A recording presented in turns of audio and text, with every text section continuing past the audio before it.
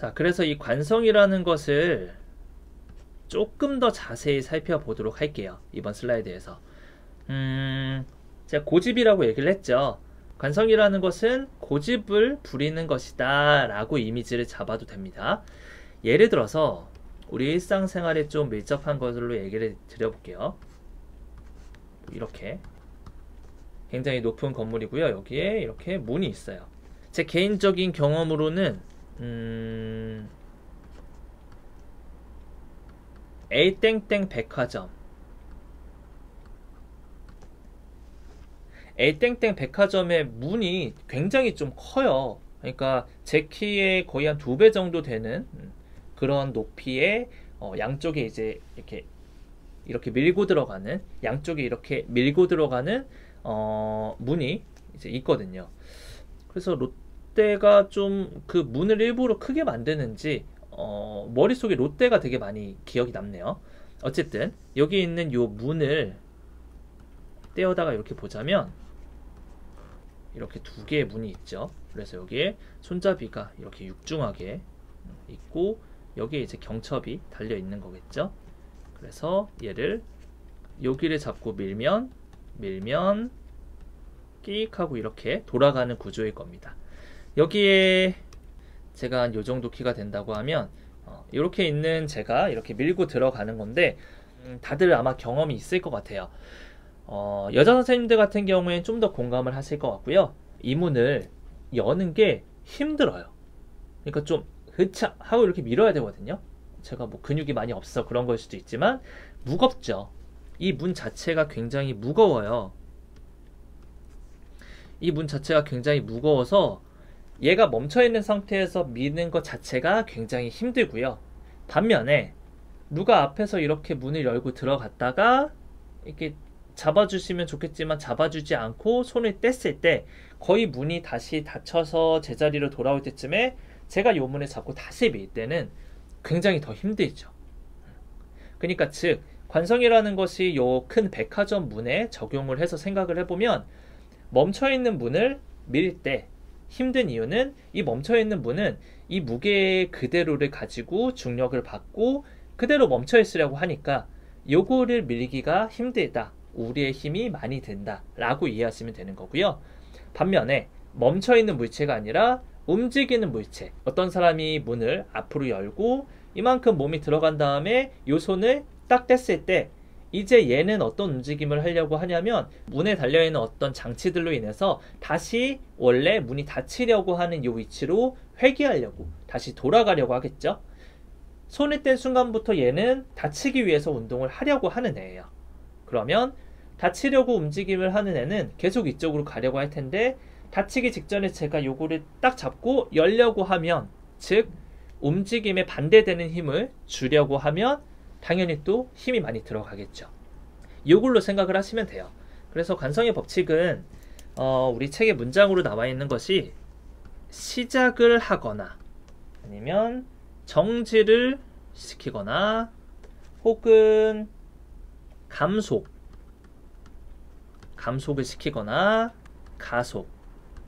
감속은 속도를 줄이는 거고요. 가속은 속도를 높이는 거죠.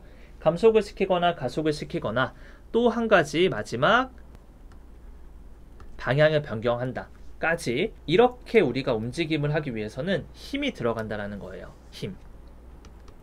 자, 그래서 한번 묶어보자면 시작 정지는 같이 갈 거고요. 가속 감속 같이 갈 거고 방향 따로. 그래서 멈춰있는 물체에 무언가 여기서부터 시작 정지 감속 가속 방향을 바꾸려고 할 때에는 힘이 들어간다. 요거를 우리 책에서 F라는 약자로 쓰니까요. 힘과 더불어서 F라는 약자도 기억을 해주시면 좋을 것 같습니다. 자, 그래서 이렇게까지 하면 그 개념적인 건 이해가 다 된 거예요. 관성의 법칙이라는 것은 고집의 법칙이고 백화점의 큰 문이 그대로 멈춰있는 상태에서는 이 문이 고집을 부리고 그대로 멈춰있으려고 하는데 이거를 움직이게 하려면 그만큼 힘이 들어가는 거고요. 움직이는 애가 다시 나 원래 위치로 돌아가야지 하고 돌아갈 때는 돌아가는 거에 반해서 또다시 문 열고 들어갈 때는 또 힘이 들어간다. 요게 관성의 법칙, 뉴턴의 제일 법칙이다. 이렇게 정리하시면 되겠습니다. 자, 제2 법칙에 대한 개념적인 건 다 설명을 했고요. 이제 다음 슬라이드로 넘어가면 같은 페이지죠. 89페이지에 보면 따로 뭐 그 제목은 없고요. 이렇게 나와 있는 뭐 네모 박스 글 상자가 있습니다. 뉴턴 제2 법칙과 관련이 된 어떤 키 용어들, 텀이 용어죠. 텀스가 용어니까요. 키 용어들, 핵심 용어라고 생각하면 될 것 같아요. 확대를 좀 해볼까요? 확대를 좀 해서 이 정도 확대하면 되겠네요. 여기에 1번부터 1번, 2번, 3번, 4번, 5번, 6번 이렇게 번호를 좀 매겨볼게요. 자, 1번은 이퀴블리움이라고 하면은 여기에 평형이 있죠. 정적 평형. 첫 번째는 정적 평형. 좀 더 확대를 할게요. 두 가지는 평형에 대한 얘기예요. 평형. 두 가지는 평형에 대한 얘기고요. 얘는 정적이고요. 정적. 그리고 얘는 동적인 평형입니다. 정적 평형이라는 것은 멈춰있는 상태의 얘가 그냥 힘이 하나도 들어가지 않는 상태이다. 즉 힘의 평형이 있는 상태이다 라는 거예요. 예를 들어서 얘가 지금 이렇게 경사면이 있는 어떤 곳에 이렇게 위치해 있다면 이 상태에서 얘가 스르르륵 이렇게 스르르륵 내려가게 되죠. 이 상태에서 스르르륵 이렇게 내려간다는 것은 경사면으로 인해서 중력이 작용하는 힘이 멈춰있는 힘보다 크기 때문에 정적인 평형에 넘어서 움직이게 되는 것이다. 이렇게 표현할 수 있겠죠. 근데 얘가 그냥 평지에 이렇게 있는 상태는 외부에서 어떤 힘이 없기 때문에 멈춰져 있는 거고요. 관성의 법칙에 의거해서 멈춰있는 상태에서 그대로 멈춰 있으려고 하는 거기 때문에 외부의 힘은 작용하지 않았다. 이렇게 설명할 수 있는 게 정적인 평형입니다. 동적인 평형은 관성의 법칙 두 번째, 관성의 법칙에서 후자로 얘기했던 거, 움직이는 물체는 계속 움직이려고 한다. 계속 얘기하지만 지금은 지구가 아니라 완전한 밀폐 상태에 중력도 하나도 영향을 미치지 않는 상태라고 한다면 얘가 이 상태에서 이렇게 움직이고 있어요. 얘의 속도가 1km/h라고 할게요. 그러니까 속도 1km로 그냥 얘가 시속 1km로 계속 간다면 이건 동적 평형 상태인 거예요. 즉 외부의 힘이 작용을 하지 않으니까 이상적인 이 공기도 없고 중력도 없는 진공 상태, 이 상태에서는 속도 1로 가던 애는 그냥 그대로 평생 1km로 계속 가는 거다.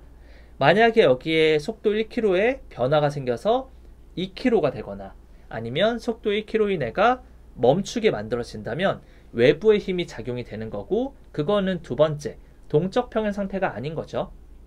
그래서 정적 평형, 동적 평형은 우리 관성의 법칙 정의에 나오는 것처럼 물체는 가만히 있으려고 하거나 가만히 있을 때는 정적 평형인 상태, 그리고 일정한 선형 속도를 유지하려고 하는 것, 일정한 선형 속도가 그대로 유지되려고 하는 것은 동적 평형인 상태, 이렇게 생각을 하면 되겠습니다.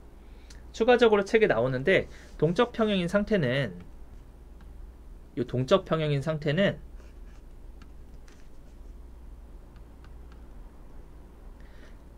가속도가 0인 상태이다. 요거까지 알고 계시면 조금 깊은 내용까지 이해할 수 있게 머리를 갖게 되는 겁니다. 다시 한번 진공 상태, 중력이 아무것도 없는 상태에서 얘가 속도 1로 쭉 가고 있을 때 얘가 속도 1로 계속 1시간, 2시간, 3시간이 지나도 속도 1로 계속 유지가 된다면 요거는 가속도가 안 붙은 거죠. 근데 얘가 가속도가 붙는다는 것은 속도 1이 2가 되고 3이 되고 4가 된다. 이런 것들이 우리가 가속도가 붙는다라고 얘기를 하잖아요. 가속도가 0인 상태가 동적 평형 상태이다. 요거를 대략적으로 기억을 해주시면 좋을 것 같습니다. 자, 세 번째, 네 번째도 묶어서 볼 수 있는데요. 세 번째 이너시아는 관성인데 요거는 뭐 아까 전에 설명했으니 적지는 않고요. 네 번째는 매스, 요건 질량이에요. 질량. 자, 질량과 관성은 두 개를 묶어서 생각을 할 수 있다라고 말씀을 드렸어요. 질량, 관성은 이렇게 묶일 수가 있는데 두 가지의 연관관계가 있어요. 우리 책에 보면 박스의 밑에 세 번째 줄쯤에 보면은 물체의 관성은 그 물체의 질량, 즉 물체를 구성하는 물질의 양에 비례한다. 자, 이너시아 관성은 그냥 I라고 적을게요. 약자로 I는 질량, 매스에 비례한다. 자, 이게 무슨 말이죠? 관성이라는 것은 고집이라 그랬죠. 아까 전에 제가 이 관성에 대해 설명을 할 때 전 슬라이드에서 이 관성에 대해 설명을 할 때 엘사의 백화점 문으로 설명을 했죠. 백화점.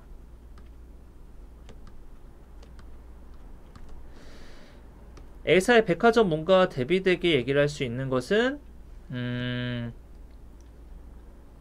CU 뭐 방송 아니니까 이런 거 얘기해도 되겠죠? CU 편의점 문이라고 할게요. CU 편의점의 문. 이렇게 비교를 해보자면 엘사의 문은 한 요정도 된다라고 가정을 하고요. CU 편의점의 문은 한 요정도 된다라고 보면 될 것 같아요. 요정도. 그래서 우리 뭐 다들 알고 있죠? 여기 부분에 방울 달려서 문 열 때마다 딸랑딸랑딸랑딸랑 이렇게 소리가 들리죠? CU 편의점의 문. 요거 다 적어볼게요. CU 편의점의 문이다. 자, 롯데백화점과 CU 편의점 문이 서로 무게가 확연히 다르죠. 경험으로 알 거예요. 자, 관성은 질량에 비례한다. 즉, 질량이 크면 클수록 관성이 크다. 이해되나요? 고집이 크다. 엘사 백화점 문에 제가 이렇게 들어갈 때는 이 백화점 문이 멈춰 있으려고 하는 것이 더 크다. 관성이 크다는 건 멈춰 있으려고 하는 게 더 큰 거죠. 멈춰 있는 애를 더, 그러니까 고집이 센 애를 더 밀게 하려면 더 많은 힘이 들어가겠죠. 그래서 저는 힘을 이만큼 줘서 얘를 밀어야 될 거고요. 이 CU 편의점에 들어간다라고 한다면 롯데백화점 문보다는 CU 편의점 문이 훨씬 더 가볍죠. 그렇기 때문에 이 문을 열고 들어가는 것은 제가 주는 힘은 롯데백화점에 힘을 주는 것보다는 한 요 정도 힘만 줘도 충분히 밀고 들어갈 수 있을 겁니다. 즉, 관성에 따라서 힘의 크기가 달라진다. 근데 그 힘의 크기를 좌우하는 것은 질량이다. 이렇게 정리를 할 수 있는 겁니다. 자, 다시 한번 정리를 해볼게요. 롯데백화점의 문이 더 열기 힘든 이유는 관성이 더 많이 작용을 하기 때문이다. 왜 관성이 더 많이 작용을 하느냐? 무게에 따라서, 즉 물체의 질량에 따라서 물체의 관성은 정해진다. 어떤 관계로? 물체가 무거우면 무거울수록 질량이 크면 클수록 관성이 더 크다. 이해되시나요? 자, 이 정도로 해서 이너시아, 매스, 관성과 질량의 설명은 여기서 마무리하도록 하고요. 이제 다섯 번째, 여섯 번째, 센터 오브 매스, 그리고 매스 모멘트 오브 이너시아, 요거 두 개를 보도록 할게요. 아, 생각보다 정말 오래 걸리네요. 이 사장이 여러분들도 그렇지만 저도 지금 큰 시련인 것 같아요. 네, 이렇게 집중적으로 저도 강의를 해본 적은 사실 없어서 여러분들한테 하는 게 처음인데 어떻게 여러분들이 받아들여질지 참 궁금하네요. 보시고 좀 댓글을 달아주세요. 물리학 자체는 어렵다는 거는 저도 알고 있어요. 어려운데 이해가 할 만한지 한번 영상의 끝까지 보신 분들은 이 장애, 사장은 좀 피드백을 적극적으로 주시면 제가 참 감사하겠습니다. 자, 다섯 번째, 여섯 번째 볼게요. 센터 오브 매스 가로치고 그래비티라고 나오는데 우리 책에서 해석을 아주 적절하게 해주셨네요. 매스가 아니라 그래비티가 들어가는 경우도 있어요. 그래서 이게 이렇게 혼용이 되는 거다라고 생각하면 되고요. 센터 오브 매스로 되는 경우엔 여기 밑에 적을까요? 5번 밑에 적으면 센터 오브 매스 혹은 센터 오브 G, COM 혹은 COG라고 얘기를 많이 합니다. 근데 우리가 병원에서나 물리치료사들이 아무래도 요거에 대한 개념을 많이 얘기하는데 COG라는 얘기를 많이 하니까 COM보다는 COG를 좀 많이 기억을 해주세요. 아마 COM은 좀 물리학과 쪽에서 어떤 물체에 대한 물리적인 성질을 공부를 하시는 분들 아니면 실험하거나 제품을 만드시는 분들이 COM이라는 용어를 많이 쓸 것 같고요. 우리는 중력을 받아서 인체의 어떤 물리적인 성질을 계속 생각을 하기 때문에 중력을 좀 중요하게 얘기를 합니다. 그래서 COG 기억을 해주시고요. 밑으로 조금 내려서 공간을 만들게요. COG에서 중요하게 얘기하는 개념을 요 옆쪽에다가 한번 적어 볼게요. 우리 인체에 COG를 많이 적용을 한다라고 했죠. 우리 책에 보면 이 글상자 박스의 한 두 번째 문단 밑으로 내려가면요. 해부학적 위치에 있는 인체의 질량 중심은 둘째 엉치뼈의 바로 앞쪽에 놓여 있지만 여기까지 있죠. 여기까지 내용을 여기 적어 볼게요. 어쨌든 우리 인체의 질량 중심은 인체의 질량 중심, 즉 COG는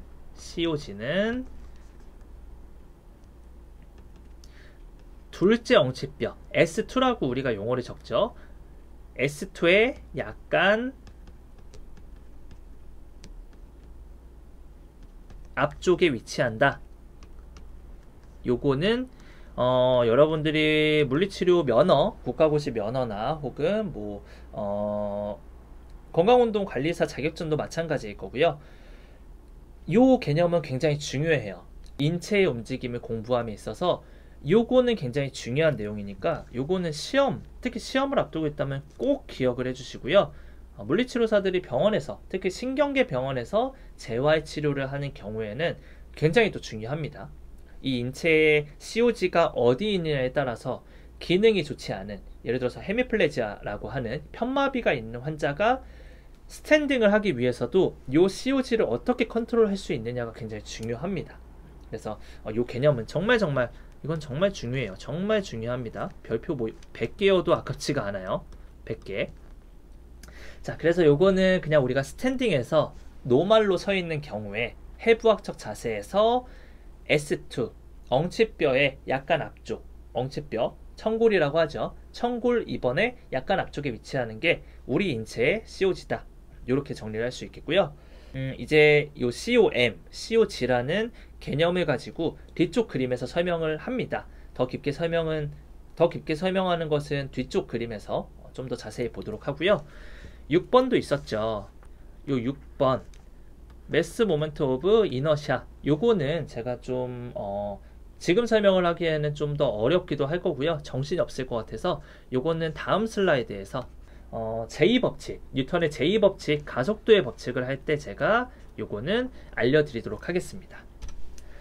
자, 그래서 지금 89페이지에 나와 있는 네모 박스, 글상자라고 표현할게요. 글상자에 대한 6가지 요소에 대해서 자세히 설명을 했고요. 5가지는 자세히 설명을 했고, 6번째는 뉴턴의 제2법칙, 가속도 법칙에서 설명을 해드리도록 하겠습니다. 자, 그래서 5가지에 대해서 정리를 했고요. 자, 그 뒤에 이제 5번째 COG라는 것을 좀 더 깊게 이해하기 위해서 그림이 나오는데 생각보다 길게 걸리네요. 요거 잠깐 끊어 가도록 할게요. 여기까지 복습을 철저히 하시고 다음 영상에 이어서 90페이지에 있는 그림 4.1 그림을 가지고 COG, COM에 대해서 좀 더 자세히 보도록 하겠습니다.